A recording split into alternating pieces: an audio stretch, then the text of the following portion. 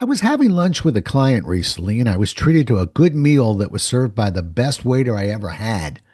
It was a profound experience, and it left me with a new level of appreciation for great customer service.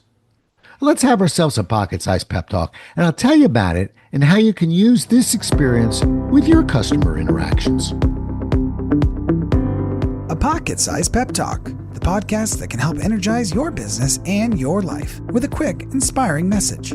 Now, here's your host, Rob Jollis. Great customer service. It's the ultimate secret weapon that any business can provide.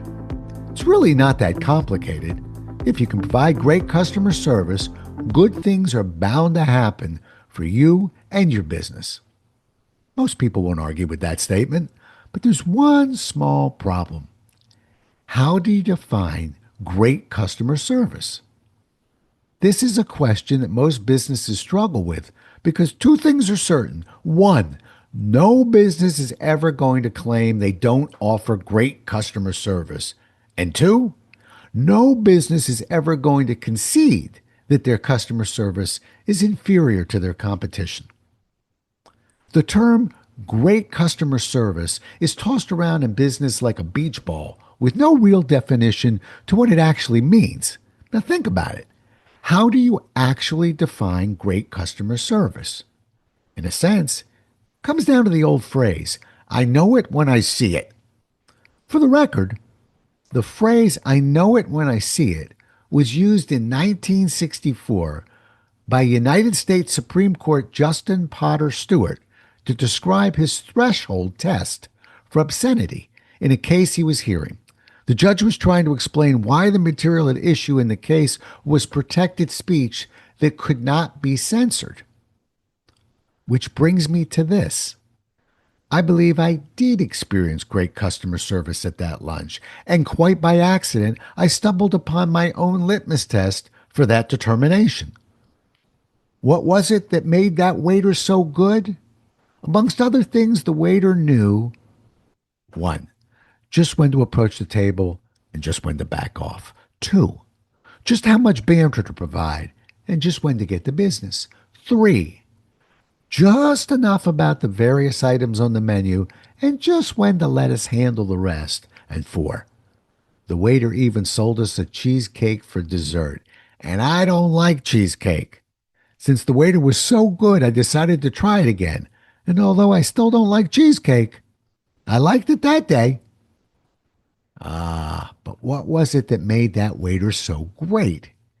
Near the end of the meal, I casually said to my friend, this waiter was so empowered and provided such great customer service that I wouldn't be surprised if he was the owner. And that's when it hit me. Shouldn't that be the target for all employees? In fact, wouldn't this be a wonderful litmus test for any company that professes to have tremendous employees and great customer service? About 10 years ago, I conducted a program for hundreds of employees at Hy-Vee grocery store in the Midwest. In case you've never heard of them, the Hy-Vee chain operates over 250 grocery stores and drugstores in Illinois, Iowa, Kansas, Minnesota, Missouri, Nebraska, South Dakota, and Wisconsin. Perhaps you've shopped there. But if not, find someone who has. You'll find people gushing over their consistent, great customer service. Forbes has had them on their list of best employers for new grads and America's best employers by state. If you shop there, you'll see that those who work there will far exceed your expectation and perform their duties like their owners too. Coincidentally, they are employee-owned. Although I never worked with Publix, when I researched this podcast, Publix also showed up on many of the lists Hy-Vee showed up. And yep, they're employee-owned. Yes, when it comes to great customer service, I'll know it when I see it. May be true. But if your experience is so extraordinary that you can't figure out if you're working with the owner or not, you'll have seen it. Thanks so much for listening. If you enjoyed today's show, please rate and recommend it on iTunes, Outcast, or wherever you get your podcasts. You can also get more information on this show and Rob at jollis.com.